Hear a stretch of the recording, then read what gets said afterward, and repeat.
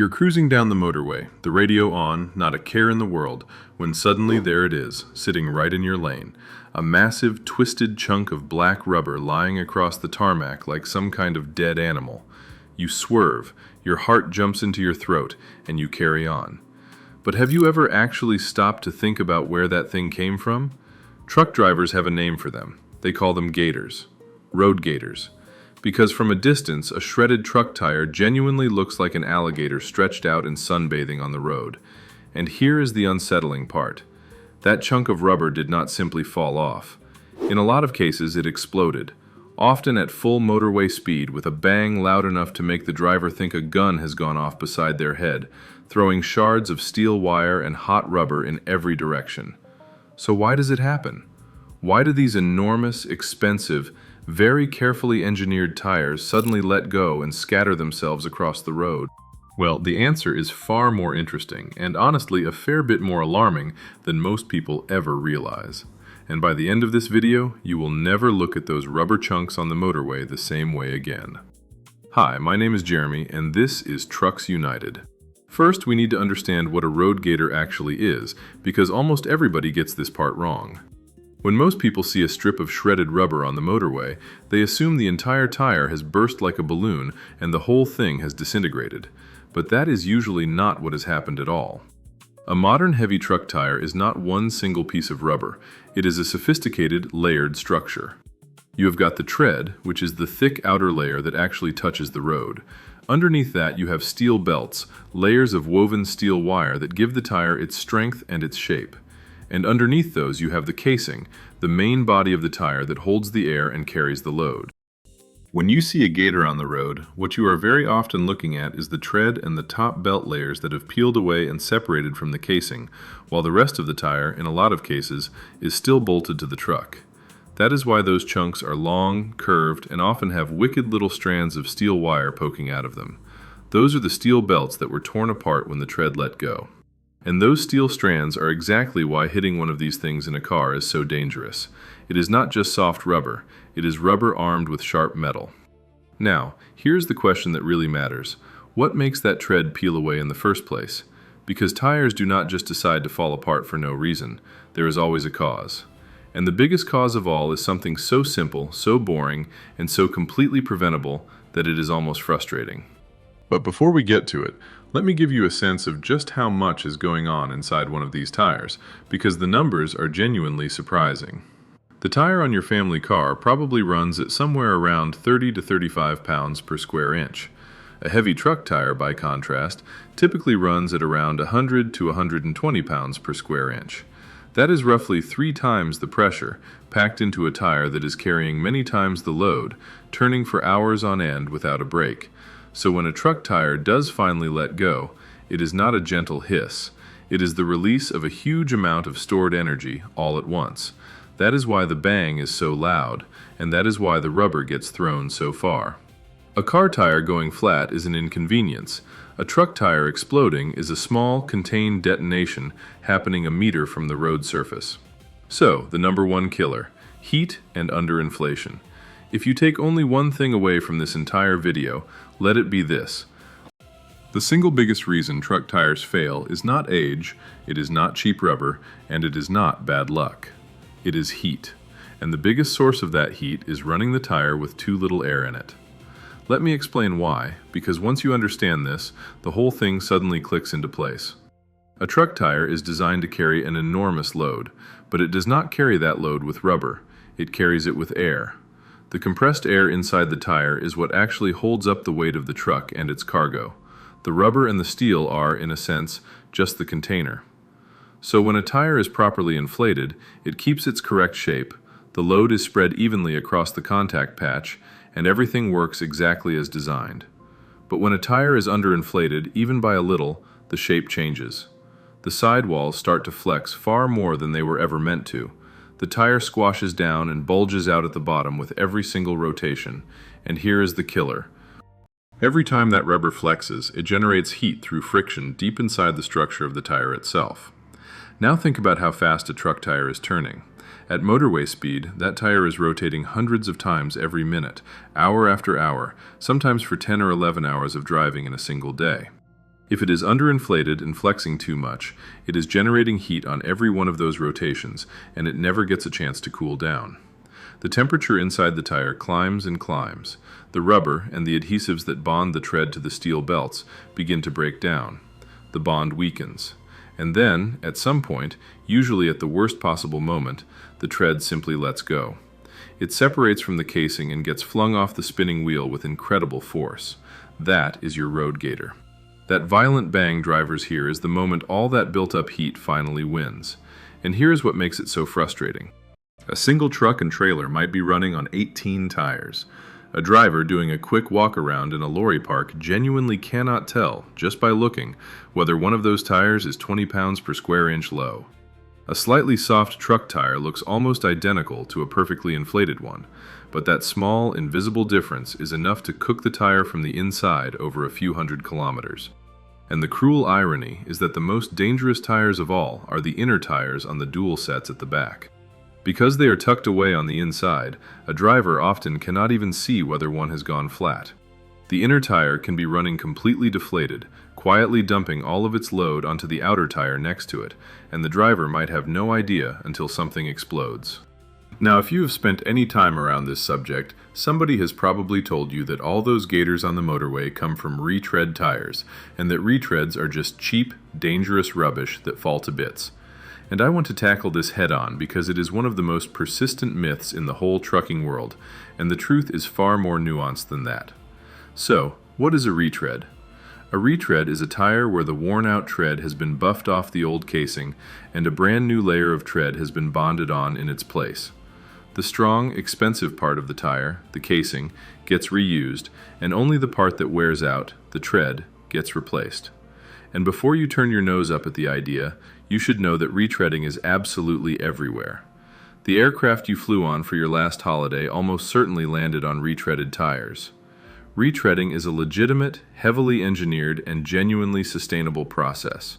A good retread from a reputable plant, fitted to a sound casing, can be every bit as safe and durable as a brand new tire, and it costs a fraction of the price. So why do retreads get all the blame? 2 reasons. First, retreads are used overwhelmingly on the trailer and drive positions of trucks, exactly the places where a tread separation is most likely to throw a big chunk of rubber onto the road. So statistically, a lot of gators really do come from retreads, simply because that is where most of the retreaded rubber is.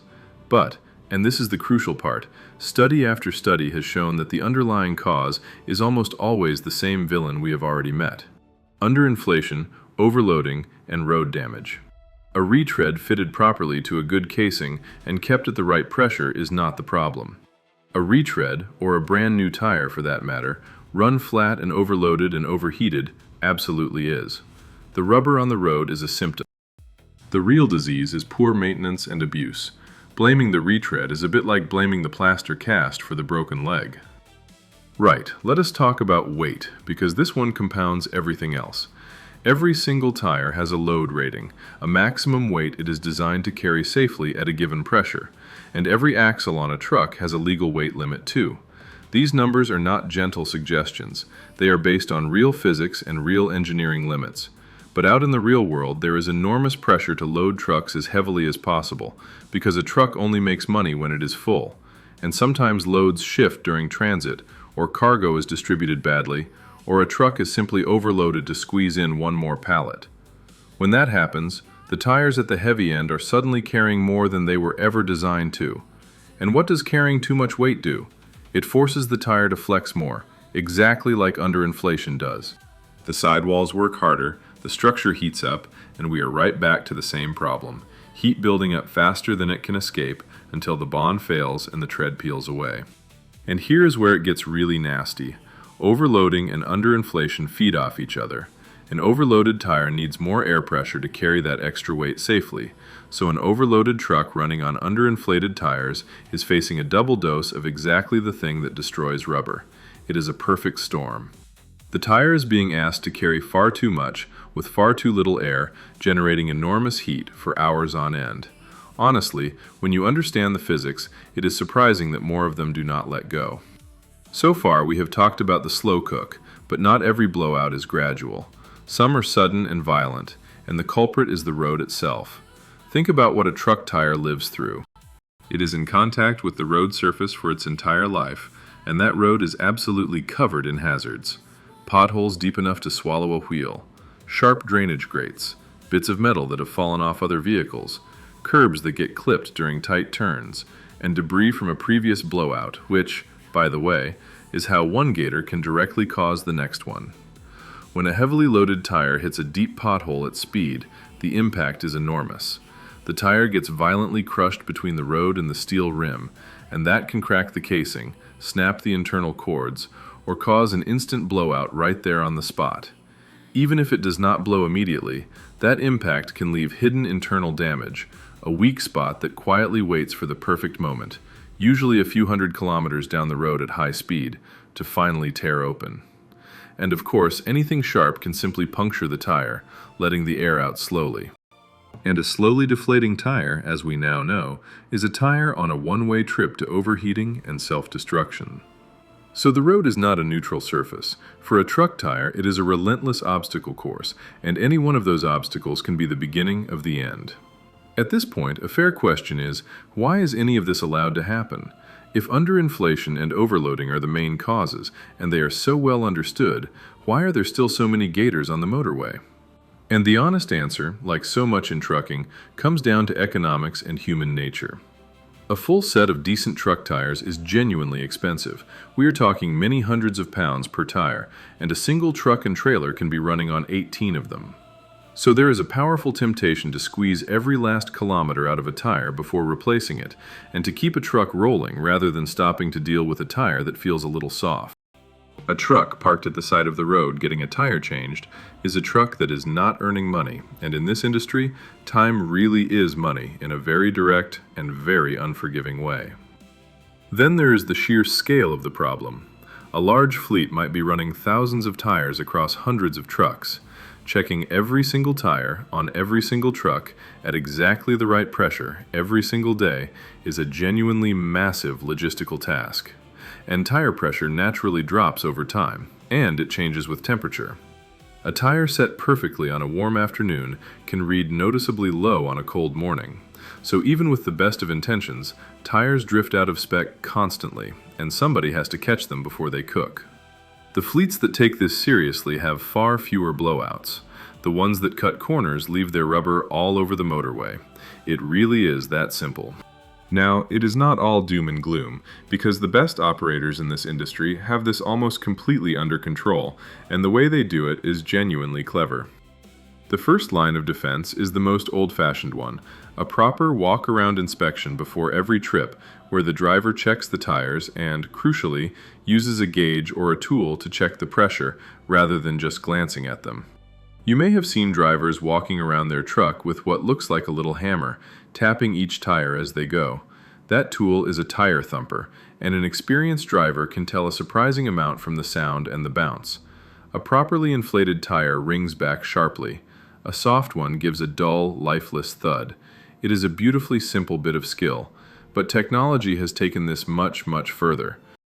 Modern trucks increasingly use tire pressure monitoring systems, sensors fitted to every wheel that continuously report the pressure, and often the temperature, straight to the driver and back to the fleet office. If a tire starts losing air, the system flags it long before it ever reaches the danger zone. Some trucks go further still, with automatic tire inflation systems, particularly on the trailers, which actually top up the air in a tire while the truck is driving, using the truck's own onboard air supply. A small leak that would once have led to a catastrophic blowout now just gets quietly topped up, while the system warns the operator that a tire needs attention. These systems are not cheap, but compared to the cost of a blowout, the damage it can cause, and the downtime involved, they pay for themselves remarkably quickly. Now, we have spent a lot of time on why these tires fail, but I want to take a moment on why it actually matters to you, even if you never go anywhere near a truck. Because a tread separation is not just an inconvenience for the driver, it is a genuine hazard for everyone sharing the road. First, there is the debris itself. A chunk of truck tread can weigh several kilograms and, as we have seen, it is often studded with sharp steel wire. When that gets flung off a spinning wheel at motorway speed, it can fly a surprising distance, smash a windscreen, or land directly in the path of the car behind. Drivers swerving to avoid a gator at the last second cause accidents all by themselves, sometimes worse than if they had simply hit the rubber. And then there is what happens to the truck itself. A front steer tire blowout on a heavy truck is one of the most frightening things that can happen to a driver, because it can yank the steering violently to one side and make a 40-ton vehicle extremely difficult to control for a few critical seconds. So when you see those rubber chunks on the road, they are not just litter. They are the evidence of a moment that was genuinely dangerous for everyone nearby. And here is something that almost nobody outside the industry ever thinks about. Somebody has to clean all of this up. Those gators do not just vanish into thin air. Highway maintenance crews spend an extraordinary amount of time and money every year doing nothing but collecting shredded truck tires off the carriageway, often having to close lanes and put workers in harm's way, right next to fast-moving traffic, to do it.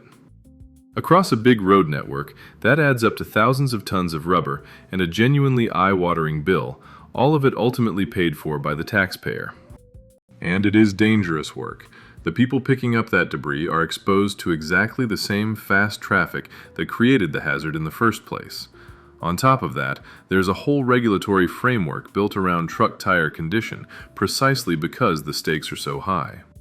Roadside inspections routinely check tread depth, look for damage, and check for the telltale signs of underinflation, and a truck can be pulled out of service on the spot for a tire that is in poor condition. There are minimum tread depth requirements, rules about how tires can be mixed, and serious penalties for running on tires that are flat, damaged, or worn beyond the legal limit.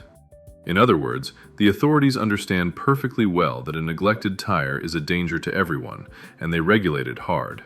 But regulation can only do so much. An inspector can catch a bad tire at a checkpoint, but they cannot ride along and check the pressure every single morning. In the end, it always comes back to the operator and the driver doing the boring, unglamorous, absolutely essential job of looking after their rubber. So, where is all of this heading? Because tire technology, like everything else in trucking, is not standing still, and some of the developments are genuinely exciting. Tire pressure monitoring is steadily becoming standard equipment rather than an expensive luxury, and that alone will prevent a huge number of failures. Sensors embedded right inside the tire can now monitor temperature and wear in real time, predicting a failure before it ever happens, rather than reacting to it after the bang. There is serious work going on into airless tire designs, structures that support the load with a clever web of flexible spokes instead of compressed air, which would make the entire underinflation problem disappear overnight, because there would simply be no air to lose. They are not ready for heavy, long-haul work yet, but the idea is no longer science fiction. And smarter retreading, better casings, and tougher rubber compounds keep chipping away at the failure rate year after year. But here is the honest truth. The technology to almost completely stop these blowouts largely already exists. The real challenge is not engineering. It is making sure that every operator on every truck actually uses it and keeps every tire at the right pressure, correctly loaded, every single day. Because as we have seen again and again today, the rubber on the road is almost never the tire's fault. It is what was done, or not done, to that tire long before it failed. So, to bring it all together, the reason truck tires explode and litter the motorway is not one single thing. It is a chain of causes that all lead back to the same place. It starts with heat that builds up when a tire is run with too little air, or asked to carry too much weight, or wounded by a brutal road surface. That heat slowly destroys the bond holding the tread to the casing, until one day, at speed, the tread tears away and scatters across the tarmac. The retreads usually get the blame, but the real villain is almost always underinflation, overloading, and plain neglect. And the frustrating, fascinating truth is that nearly all of it is preventable. A bit of air, a bit of attention, and most of those gators would never exist. So the next time you spot one of those twisted black chunks lying in your lane, you will know exactly what you are looking at. Not just a piece of litter, but the final result of heat, pressure, and a tire that was pushed just a little too far. Give trucks a bit of room. Never sit alongside those big rear wheels for longer than you have to.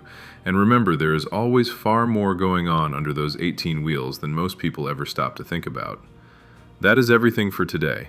If you enjoyed this one, make sure you subscribe to Trucks United for a lot more just like it. And I genuinely want to hear from you down in the comments. Have you ever had a close call with a gator on the motorway? Or even been inside a truck when a tire let go? Tell me exactly what happened. Thanks for watching, and I will see you in the next one.